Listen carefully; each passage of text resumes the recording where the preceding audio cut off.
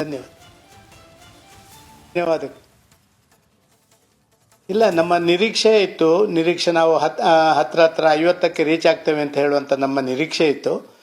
ಅದೇ ದಾರಿಯಲ್ಲಿ ನಾವೀಗ ಇದ್ದೀವಿ. ದೆಹಲಿ ಜನ ಏನೆಲ್ಲ ನಿರೀಕ್ಷೆ ಮಾಡಬಹುದು ತಮ್ಮಿಂದ? ಗೆಲ್ಲಿಸಿದ್ದಾರೆ. ಈಗ ದೆಹಲಿಯಲ್ಲಿ ನಾವು ಅಧಿಕಾರಕ್ಕೆ ಬರಬೇಕು ಅನ್ನುವಂಥದ್ದು 27-30 ವರ್ಷಗಳ ಪ್ರಯತ್ನ ನಿಮ್ದು. ದೇಶದ ಯಾವ ರಾಜ್ಯದಲ್ಲೂ ಅಧಿಕಾರಕ್ಕೆ ಬಂದರೂ ಕೂಡ ದೆಹಲಿಯಲ್ಲಿ ಬರಬೇಕು ಅನ್ನುವಂತಹ ಒಂದು ಅಸಮಾಧಾನ ನಿಮ್ಮನ್ನ ಕಾಡ್ತಾ ಇತ್ತು. ದೆಹಲಿ ಪೇ ಕಬ್ಜಾ ಲೇನಾ ಹೈ, ದೆಹಲಿ ಪೇ ಕಬ್ಜಾ ಲೇನಾ ಹೈ ಅಂತ ನಿಮ್ಮ ನಾಯಕರು ಹೇಳ್ಕೊಂಡು ಓಡಾಡ್ತಾನೆ ಇದ್ರು ಈ ನಿಮ್ಮ ಪಾರ್ಟಿಯ ಲೆಕ್ಕದಲ್ಲಿ. ಈಗ ಸಮಾಧಾನ ಆಗಿದೆಯಾ? ಏನ್ ನಿರೀಕ್ಷೆ ಮಾಡ್ಬೋದು? ಹೌದು, ಖಂಡಿತವಾಗಿ ಬಾರಿಯ ಚುನಾವಣೆ ಗೆಲ್ತೇವೆ ಅಂತ ಹೇಳುವಂಥ ನಮ್ಮ ಮನಸ್ಸಲ್ಲಿತ್ತು. ಜನ ಕೂಡ ಅದೇ ರೀತಿ ತಮ್ಮ ಮತವನ್ನು ಚಲಾವಣೆ ಮಾಡಿದ್ದನ್ನು ನಾವು ಈಗಾಗಲೇ ಕಂಡಿದ್ದೇವೆ. ಒಂದು ಬಾರಿ ಸ್ಪಷ್ಟವಾಗಿ ಇಲ್ಲಿ ನಾವು ತಿಳ್ಕೊಳ್ಬೇಕಾದ್ದು, 27 ವರ್ಷಗಳ ನಂತರ ಅಧಿಕಾರಕ್ಕೆ ಪಡ್ಕೊಂಡಂಥ ನಾವು ನಮ್ಮ ಜವಾಬ್ದಾರಿ ಹೆಚ್ಚಿದೆ ಮತ್ತು ಎಲ್ಲೋ ಒಂದು ಕಡೆ ದೇಶದ ರಾಜಧಾನಿಯಲ್ಲೇ ನಿಮಗೆ ಅಧಿಕಾರ ಇಲ್ಲ ಅಂತ ಹೇಳುವಂಥ ಆ ಮಾತಿಗೆ ಒಂದು ತಿಲಾಂಜಲಿ ಹಾಕಿದೆ. ಆದ ಕಾರಣ ನಮ್ಮ ಜವಾಬ್ದಾರಿ ಜಾಸ್ತಿ ಆಗ್ತಾಯಿದೆ. ದೆಹಲಿಯಲ್ಲಿ ನಾವು ಒಳ್ಳೆ ಆಡಳಿತ ಬೇಕು ಅಂತ ಹೇಳುವಂಥ ಜನರ ನಿರೀಕ್ಷೆ. ನಾನು ಆಪಿನ ಭ್ರಷ್ಟಾಚಾರ ಮತ್ತೊಂದರಿಂದಾಗಿ ಆಪಿಗೆ ಹಿನ್ನಡೆ ಆಗಿದೆ ಅಂತ ಹೇಳುವಂಥದ್ದು ಮಾತ್ರ ಅಲ್ಲ, ಆಪಿನ ಆಂತರಿಕವಾದಂಥ ವ್ಯವಸ್ಥೆಗಳು ಕೂಡ ಅಷ್ಟು ಚೆನ್ನಾಗಿರಲಿಲ್ಲ. ಡಿಕ್ಟಟೋರಿಯಲ್ ಆ್ಯಟಿಟ್ಯೂಡ್ ಅದು ಭಾರಿ ಜೋರಾಗಿದ್ದದನ್ನು ನಾವು ಕಂಡಿದ್ದೇವೆ. ಸೊ ಭ್ರಷ್ಟಾಚಾರದಲ್ಲಿ ಎಲ್ಲರೂ ಶಾಮೀಲಾಗಿರುವಂಥದ್ದು. ಭ್ರಷ್ಟಾಚಾರದ ಹೆಸರಿನಲ್ಲಿ ಆಡಳಿತಕ್ಕೆ ಬಂದವರೇ ಭ್ರಷ್ಟಾಚಾರ ಒಂದು 6-7 ವರ್ಷ ಮುಗಿದ ಮೇಲೆ ಮಾಡಲಿಕ್ಕೆ ಪ್ರಾರಂಭ ಮಾಡಿದ್ದು ಜನ ಅವರ ಮೇಲೆ ಭ್ರಮ ನಿರಸನಾಗಿರುವಂಥದ್ದು ನಾವು ಕಂಡಿದ್ದೇವೆ. ಸದಾನಂದ ಗೌಡ್ರಿ, ಈ ಒಂದು ಸ್ವಲ್ಪ ಹೊತ್ತಿನ ಮುಂಚೆ ಶೋಭಾ ಕರಂದ್ಲಾಜೆ ಅವರು ಕೂಡ ಸಿಕ್ಕಿದ್ರು ನಮ್ಮ ಜೊತೆಗೆ ಮಾತಾಡೋದಕ್ಕೆ. ಅವ್ರಿಗೂ ನಾನು ಇದನ್ನೇ ಪ್ರಶ್ನೆ ಮಾಡಿದೆ. ರಾಜ್ಯದಲ್ಲಿ ಅಂತ ಬಂದಾಗ ಕಾಂಗ್ರೆಸ್ ಅನೌನ್ಸ್ ಮಾಡಿದಂತ ಗ್ಯಾರಂಟಿಗಳನ್ನ ನೀವು ವಿರೋಧ ಮಾಡ್ತೀರಿ. ಈ ಗ್ಯಾರಂಟಿಯಿಂದ ದಿವಾಳಿ ಆಗುತ್ತೆ, ಆರ್ಥಿಕತೆಗೆ ಪೆಟ್ಟಾಗುತ್ತೆ, ರಾಜ್ಯ ಅಭಿವೃದ್ಧಿ ಆಗೋದಿಲ್ಲ ಅಂತ ಹೇಳಿ. ಆದ್ರೆ ಬಿಜೆಪಿ ದೆಹಲಿಯಲ್ಲಿ ಮಾಡಿದ್ದೇನು ಅಂತಂದ್ರೆ 2,500 ರೂಪಾಯಿ ಕೊಡ್ತೀವಿ ನಾವು ಮಹಿಳಾ ಸಮ್ಮಾನ್ ಯೋಜನೆಯ ಅಡಿಯಲ್ಲಿ ಅಂತ. ಅವರು 2,100 ರೂಪಾಯಿ ಕೊಡ್ತೀವಿ ಅಂದ್ರೆ ಆಪ್ನವರು, ನಾವು 2,500 ರೂಪಾಯಿ ಕೊಡ್ತೀವಿ ಅಂತಂದ್ರಿ. ಅಲ್ಲಿಗೆ ಗ್ಯಾರಂಟಿ ಜಮಾನ, ಇದು ಗ್ಯಾರಂಟಿಯಿಂದನೇ ಏನಾದ್ರೂ ಆಗ್ಬೇಕು, ನೀವು ಕೂಡ ಗ್ಯಾರಂಟಿ ಒಪ್ಕೊಂಡ್ರಾ ಅಂತ? ಇಲ್ಲ, ನೋಡಿ, 2 ಪ್ರಶ್ನೆಗಳಿದ್ದಾವೆ. ಒಂದು, ಇವತ್ತು ಗ್ಯಾರಂಟಿ ಭಾರಿ ಇಂಪ್ಯಾಕ್ಟ್ ಆಗೋದಿಲ್ಲ ಅಂತ ನಾನು ಹೇಳೋದಿಲ್ಲ. ಕರ್ನಾಟಕದಲ್ಲಿ ಕೂಡ ಗ್ಯಾರಂಟಿ ಇಂಪ್ಯಾಕ್ಟ್ ಆಗಿದೆ. ಕರ್ನಾಟಕದಲ್ಲಿ ಗ್ಯಾರಂಟಿ ಇಂಪ್ಯಾಕ್ಟ್ ಆಗೋದರ ಜೊತೆಗೆ ನಮ್ಮನ್ನು 40% ಭ್ರಷ್ಟಾಚಾರಿಗಳು ಅಂತ ಹೇಳಿ ಸುಳ್ಳು ಆರೋಪ ಮಾಡಿದ್ದನ್ನು ನಾವು ಅದು ಅಲ್ಲ, ಸರಿಯಲ್ಲ ಅಂತ ಹೇಳಿ ಅವರಿಗೆ ತೋರಿಸ್ಕೊಡೋದರಲ್ಲಿ ನಾವು ವಿಫಲರಾಗಿದ್ದು ಕೂಡ ಇನ್ನೊಂದು ಕಾರಣ. ಇವತ್ತು ದೆಹಲಿಯಲ್ಲಿ ಕೂಡ ನೀವು ನೋಡಿ, ಅವರ ಭ್ರಷ್ಟಾಚಾರ ಇವತ್ತು ಮಿತಿಮೀರಿರುವಂಥದ್ದು. ನಾವು ಏನೋ 2,500 ಮಹಿಳೆಯರಿಗೆ ಕೊಡ್ತೇವೆ ಅಂತ ಹೇಳುವಂಥದ್ದು ದೆಹಲಿಯಲ್ಲಿ ಇಡೀ ದೇಶದ ಮೂಲೆಯಿಂದ ಬಂದಂಥ ಉದ್ಯೋಗವನ್ನು ಅರಸಿಕೊಂಡು ಬಂದಂಥ ಲಕ್ಷಾಂತರ ಜನರಿಗೆ ಅವರ ಒಂದು ರೀತಿಯಲ್ಲಿ ಅವರ ಸ್ವಾಭಿಮಾನದಿಂದ ಬದುಕಲಿಕ್ಕೆ ದಾರಿ ಆಗಬೇಕು ಅಂತ ಹೇಳುವಂಥದ್ದು.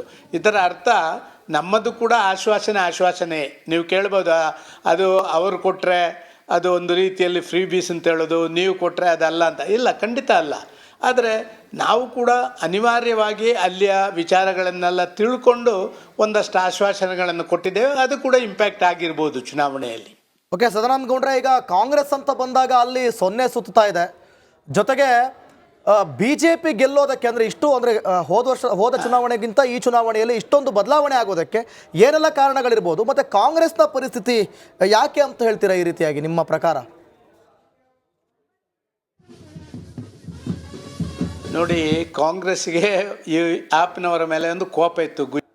ಚುನಾವಣೆಯಲ್ಲಿ ಆಪ್ ಹಲವಾರು ಕ್ಷೇತ್ರಗಳಲ್ಲಿ ಕಾಂಗ್ರೆಸ್ ಸೋಲಿಕ್ಕೆ ಆಪ್ ಕಾರಣ ಅಂತ ಹೇಳಿ ಅದನ್ನೇ ಮನಸ್ಸಿನಲ್ಲಿ ಇಟ್ಕೊಂಡಂಥ ನಮ್ಮ ರಾಹುಲ್ ಗಾಂಧಿಯವರು ಮತ್ತು ಅವರ ಕಂಪೆನಿ ಇವರಿಗೆ ಸರಿಯಾದ ಬುದ್ಧಿ ಕಲಿಸ್ಬೇಕು ಅಂತ ಹೇಳಿದರೆ ದೆಹಲಿ ಅಂತ ಒಂದು ಜಾಗವೇ ಒಳ್ಳೆಯದು ಅಂತ ಅದನ್ನು ಪ್ರಯೋಗ ಮಾಡ್ತು ಮತ್ತು ಒಂದಷ್ಟು ರೀತಿಯಲ್ಲಿ ಅವರು ಯಶಸ್ವಿಯೂ ಆಗಿದ್ದಾರೆ.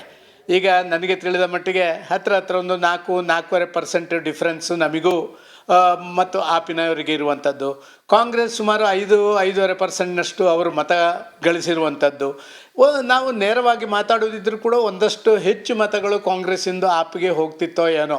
ಯಾಕೆಂತೇಳಿದರೆ ಆ ಮೈಂಡ್ಸೆಟ್ಗಳು, ಕಾಂಗ್ರೆಸ್ನ ವೋಟರ್ ಮೈಂಡ್ಸೆಟ್ಟು ಮತ್ತು ಆಪ್ನವರ ವೋಟರ್ನ ಮೈಂಡ್ಸೆಟ್ಟು ಒಂದೇ ಇರುವ ಕಾರಣ ಇದೆಲ್ಲವೂ ಕೂಡ ಪ್ರಾಯಶಃ ಭಾರತೀಯ ಜನತಾ ಪಾರ್ಟಿಗೆ ತನ್ನ ಗೆಲುವನ್ನು ದಾಖಲಿಸಲಿಕ್ಕೆ ಒಂದು ಕಾರಣೀಭೂತ ಆಯಿತು. ಅಂದ್ರೆ ಆಮ್ ಆದ್ಮಿ ಪಾರ್ಟಿ ಮತ್ತು ಕಾಂಗ್ರೆಸ್ ಇಂಡಿ ಒಕ್ಕೂಟದಲ್ಲಿ ಕೈ ಜೋಡಿಸಿದ್ದರೂ ಕೂಡ ಸ್ಥಳೀಯ ರಾಜಕಾರಣದ ವಿಚಾರ ಅಂತ ಬಂದಾಗ ಇವರಿಬ್ಬರ ಮಧ್ಯನ ಭಿನ್ನಾಭಿಪ್ರಾಯ, ಜಗಳ. ಧನ್ಯವಾದ. ಇಲ್ಲ, ನಮ್ಮ ನಿರೀಕ್ಷೆ ಇತ್ತು. ನಾವು ಹತ್ರ 50ಕ್ಕೆ ರೀಚ್ ಆಗ್ತೇವೆ ಅಂತ ಹೇಳುವಂಥ ನಮ್ಮ ನಿರೀಕ್ಷೆ ಇತ್ತು. ಅದೇ ದಾರಿಯಲ್ಲಿ ನಾವೀಗ ಇದ್ದೀವಿ. ದೆಹಲಿ ಜನ ಏನೆಲ್ಲ ನಿರೀಕ್ಷೆ ಮಾಡಬಹುದು ತಮ್ಮಿಂದ? ಗೆಲ್ಲಿಸಿದ್ದಾರೆ. ಈಗ ದೆಹಲಿಯಲ್ಲಿ ನಾವು ಅಧಿಕಾರಕ್ಕೆ ಬರಬೇಕು ಅನ್ನುವಂಥದ್ದು 27-30 ವರ್ಷಗಳ ಪ್ರಯತ್ನ ನಿಮ್ದು. ದೇಶದ ಯಾವ ರಾಜ್ಯದಲ್ಲೂ ಅಧಿಕಾರಕ್ಕೆ ಬಂದರೂ ಕೂಡ ದೆಹಲಿಯಲ್ಲಿ ಬರಬೇಕು ಅನ್ನುವಂತಹ ಒಂದು ಅಸಮಾಧಾನ ನಿಮ್ಮನ್ನ ಕಾಡ್ತಾ ಇತ್ತು. ದೆಹಲಿ ಪೇ ಕಬ್ಜಾ ಲೇನಾ ಹೈ, ದೆಹಲಿ ಪೇ ಕಬ್ಜಾ ಲೇನಾ ಹೈ ಅಂತ ನಿಮ್ಮ ನಾಯಕರು ಹೇಳ್ಕೊಂಡು ಓಡಾಡ್ತಾನೆ ಇದ್ರು ಈ ನಿಮ್ಮ ಪಾರ್ಟಿಯ ಲೆಕ್ಕದಲ್ಲಿ. ಈಗ ಸಮಾಧಾನ ಆಗಿದೆಯಾ? ಏನ್ ನಿರೀಕ್ಷೆ ಮಾಡ್ಬೋದು? ಹೌದು, ಖಂಡಿತವಾಗಿ ಬಾರಿಯ ಚುನಾವಣೆ ಗೆಲ್ತೇವೆ ಅಂತ ಹೇಳುವಂಥ ನಮ್ಮ ಮನಸ್ಸಲ್ಲಿತ್ತು. ಜನ ಕೂಡ ಅದೇ ರೀತಿ ತಮ್ಮ ಮತವನ್ನು ಚಲಾವಣೆ ಮಾಡಿದ್ದನ್ನು ನಾವು ಈಗಾಗಲೇ ಕಂಡಿದ್ದೇವೆ. ಒಂದು ಬಾರಿ ಸ್ಪಷ್ಟವಾಗಿ ಇಲ್ಲಿ ನಾವು ತಿಳ್ಕೊಳ್ಬೇಕಾದ್ದು, 27 ವರ್ಷಗಳ ನಂತರ ಅಧಿಕಾರಕ್ಕೆ ಪಡ್ಕೊಂಡಂಥ ನಾವು ನಮ್ಮ ಜವಾಬ್ದಾರಿ ಹೆಚ್ಚಿದೆ ಮತ್ತು ಎಲ್ಲೋ ಒಂದು ಕಡೆ ದೇಶದ ರಾಜಧಾನಿಯಲ್ಲೇ ನಿಮಗೆ ಅಧಿಕಾರ ಇಲ್ಲ ಅಂತ ಹೇಳುವಂಥ ಆ ಮಾತಿಗೆ ಒಂದು ತಿಲಾಂಜಲಿ ಹಾಕಿದೆ. ಆದ ಕಾರಣ ನಮ್ಮ ಜವಾಬ್ದಾರಿ ಜಾಸ್ತಿ ಆಗ್ತಾ ಇದೆ. ದೆಹಲಿಯಲ್ಲಿ ನಾವು ಒಳ್ಳೆ ಆಡಳಿತ ಬೇಕು ಅಂತ ಹೇಳುವಂಥ ಜನರ ನಿರೀಕ್ಷೆ. ನಾನು ಆಪಿನ ಭ್ರಷ್ಟಾಚಾರ ಮತ್ತೊಂದರಿಂದಾಗಿ ಆಪಿಗೆ ಹಿನ್ನಡೆ ಆಗಿದೆ ಅಂತ ಹೇಳುವಂಥದ್ದು ಮಾತ್ರ ಅಲ್ಲ, ಆಪಿನ ಆಂತರಿಕವಾದಂಥ ವ್ಯವಸ್ಥೆಗಳು ಕೂಡ ಅಷ್ಟು ಚೆನ್ನಾಗಿರಲಿಲ್ಲ. ಡಿಕ್ಟಟೋರಿಯಲ್ ಆ್ಯಟಿಟ್ಯೂಡ್ ಅದು ಭಾರಿ ಜೋರಾಗಿದ್ದದನ್ನು ನಾವು ಕಂಡಿದ್ದೇವೆ. ಸೊ ಭ್ರಷ್ಟಾಚಾರದಲ್ಲಿ ಎಲ್ಲರೂ ಶಾಮೀಲಾಗಿರುವಂಥದ್ದು. ಭ್ರಷ್ಟಾಚಾರದ ಹೆಸರಿನಲ್ಲಿ ಆಡಳಿತಕ್ಕೆ ಬಂದವರೇ ಭ್ರಷ್ಟಾಚಾರ ಒಂದು 6-7 ವರ್ಷ ಮುಗಿದ ಮೇಲೆ ಮಾಡಲಿಕ್ಕೆ ಪ್ರಾರಂಭ ಮಾಡಿದ್ದು ಜನ ಅವರ ಮೇಲೆ ಭ್ರಮ ನಿರಸನಾಗಿರುವಂಥದ್ದು ನಾವು ಕಂಡಿದ್ದೇವೆ. ಸದಾನಂದ ಗೌಡ್ರಿ, ಈ ಒಂದು ಸ್ವಲ್ಪ ಹೊತ್ತಿನ ಮುಂಚೆ ಶೋಭಾ ಕರಂದ್ಲಾಜೆ ಅವರು ಕೂಡ ಸಿಕ್ಕಿದ್ರು ನಮ್ಮ ಜೊತೆಗೆ ಮಾತಾಡೋದಕ್ಕೆ. ಅವ್ರಿಗೂ ನಾನು ಇದನ್ನೇ ಪ್ರಶ್ನೆ ಮಾಡಿದೆ. ರಾಜ್ಯದಲ್ಲಿ ಅಂತ ಬಂದಾಗ ಕಾಂಗ್ರೆಸ್ ಅನೌನ್ಸ್ ಮಾಡಿದಂತ ಗ್ಯಾರಂಟಿಗಳನ್ನ ನೀವು ವಿರೋಧ ಮಾಡ್ತೀರಿ. ಈ ಗ್ಯಾರಂಟಿಯಿಂದ ದಿವಾಳಿ ಆಗುತ್ತೆ, ಆರ್ಥಿಕತೆಗೆ ಪೆಟ್ಟಾಗುತ್ತೆ, ರಾಜ್ಯ ಅಭಿವೃದ್ಧಿ ಆಗೋದಿಲ್ಲ ಅಂತ ಹೇಳಿ. ಆದ್ರೆ ಬಿಜೆಪಿ ದೆಹಲಿಯಲ್ಲಿ ಮಾಡಿದ್ದೇನು ಅಂತಂದ್ರೆ 2,500 ರೂಪಾಯಿ ಕೊಡ್ತೀವಿ ನಾವು ಮಹಿಳಾ ಸಮ್ಮಾನ್ ಯೋಜನೆಯ ಅಡಿಯಲ್ಲಿ ಅಂತ. ಅವರು 2,100 ರೂಪಾಯಿ ಕೊಡ್ತೀವಿ ಅಂದ್ರೆ ಆಪ್ನವರು, ನಾವು 2,500 ರೂಪಾಯಿ ಕೊಡ್ತೀವಿ ಅಂತಂದ್ರಿ. ಅಲ್ಲಿಗೆ ಗ್ಯಾರಂಟಿ ಜಮಾನ, ಇದು ಗ್ಯಾರಂಟಿಯಿಂದನೇ ಏನಾದ್ರೂ ಆಗ್ಬೇಕು, ನೀವು ಕೂಡ ಗ್ಯಾರಂಟಿ ಒಪ್ಕೊಂಡ್ರಾ ಅಂತ? ಇಲ್ಲ ನೋಡಿ, 2 ಪ್ರಶ್ನೆಗಳಿದ್ದಾವೆ. ಒಂದು, ಇವತ್ತು ಗ್ಯಾರಂಟಿ ಭಾರಿ ಇಂಪ್ಯಾಕ್ಟ್ ಆಗೋದಿಲ್ಲ ಅಂತ ನಾನು ಹೇಳೋದಿಲ್ಲ. ಕರ್ನಾಟಕದಲ್ಲಿ ಕೂಡ ಗ್ಯಾರಂಟಿ ಇಂಪ್ಯಾಕ್ಟ್ ಆಗಿದೆ. ಕರ್ನಾಟಕದಲ್ಲಿ ಗ್ಯಾರಂಟಿ ಇಂಪ್ಯಾಕ್ಟ್ ಆಗೋದರ ಜೊತೆಗೆ ನಮ್ಮನ್ನು 40% ಭ್ರಷ್ಟಾಚಾರಿಗಳು ಅಂತ ಹೇಳಿ ಸುಳ್ಳು ಆರೋಪ ಮಾಡಿದ್ದನ್ನು ನಾವು ಅದು ಅಲ್ಲ, ಸರಿಯಲ್ಲ ಅಂತ ಹೇಳಿ ಅವರಿಗೆ ತೋರಿಸ್ಕೊಡೋದರಲ್ಲಿ ನಾವು ವಿಫಲರಾಗಿದ್ದು ಕೂಡ ಇನ್ನೊಂದು ಕಾರಣ. ಇವತ್ತು ದೆಹಲಿಯಲ್ಲಿ ಕೂಡ ನೀವು ನೋಡಿ, ಅವರ ಭ್ರಷ್ಟಾಚಾರ ಇವತ್ತು ಮಿತಿಮೀರಿರುವಂಥದ್ದು. ನಾವು ಏನೋ 2,500 ಮಹಿಳೆಯರಿಗೆ ಕೊಡ್ತೇವೆ ಅಂತ ಹೇಳುವಂಥದ್ದು ದೆಹಲಿಯಲ್ಲಿ ಇಡೀ ದೇಶದ ಮೂಲೆಯಿಂದ ಬಂದಂಥ ಉದ್ಯೋಗವನ್ನು ಅರಸಿಕೊಂಡು ಬಂದಂಥ ಲಕ್ಷಾಂತರ ಜನರಿಗೆ ಅವರ ಒಂದು ರೀತಿಯಲ್ಲಿ ಅವರ ಸ್ವಾಭಿಮಾನದಿಂದ ಬದುಕಲಿಕ್ಕೆ ದಾರಿ ಆಗಬೇಕು ಅಂತ ಹೇಳುವಂಥದ್ದು. ಇದರ ಅರ್ಥ ನಮ್ಮದು ಕೂಡ ಆಶ್ವಾಸನೆ. ನೀವು ಕೇಳ್ಬೋದು, ಅದು ಅವರು ಕೊಟ್ಟರೆ ಅದು ಒಂದು ರೀತಿಯಲ್ಲಿ ಫ್ರೀ ಬೀಸ್ ಅಂತ ಹೇಳೋದು, ನೀವು ಕೊಟ್ಟರೆ ಅದಲ್ಲ ಅಂತ. ಇಲ್ಲ, ಖಂಡಿತ ಅಲ್ಲ. ಆದರೆ ನಾವು ಕೂಡ ಅನಿವಾರ್ಯವಾಗಿ ಅಲ್ಲಿಯ ವಿಚಾರಗಳನ್ನೆಲ್ಲ ತಿಳ್ಕೊಂಡು ಒಂದಷ್ಟು ಆಶ್ವಾಸನೆಗಳನ್ನು ಕೊಟ್ಟಿದ್ದೇವೆ. ಅದು ಕೂಡ ಇಂಪ್ಯಾಕ್ಟ್ ಆಗಿರ್ಬೋದು ಚುನಾವಣೆಯಲ್ಲಿ. ಓಕೆ, ಸದಾನಂದ ಗೌಡ್ರೆ, ಈಗ ಕಾಂಗ್ರೆಸ್ ಅಂತ ಬಂದಾಗ ಅಲ್ಲಿ 0 ಸುತ್ತಾ ಇದೆ.